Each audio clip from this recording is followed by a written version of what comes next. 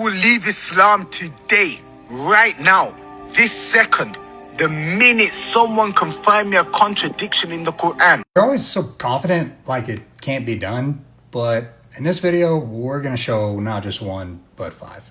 The first one is a classic. Who was the first Muslim according to the Quran? Because Surah 6:14 says it was Muhammad who was the first to submit. But Surah 7:143 has Moses being the first of the believers. But Surah 26:51 has the Egyptians being the first to believe. But we got to go back even further than that because Surah 2:131 has Abraham being the one who submits himself to Allah. But we all know that Adam is actually a Muslim too, so really he was the first one to submit himself. And that's of course why it's a contradiction. Now the next one I find really interesting. You see, Surah 32:3 says that Muhammad is a warner to a people who have never been warned before. The problem is that the Quran already said that Ishmael was a messenger and a prophet, and he actually did things to teach people how to follow God. So how can Muhammad be of the line of Ishmael when he's from a people that have never had a prophet? When according to the Quran, the Ishmaelites already had one, Ishmael. The easy answer, of course, is that Muhammad is not an Ishmaelite, but a Muslim's not going to accept that, which makes this a contradiction. This next one I just thought was interesting. According to Surah 2:221, Muslims aren't allowed to marry idolatrous women, those who are polytheistic, right, worshipping false gods. Surah 9:30, really Surah 9:27 through 33, condemns Christians and Jews for worshipping, Ezra as the son of Allah and Jesus as the son of Allah.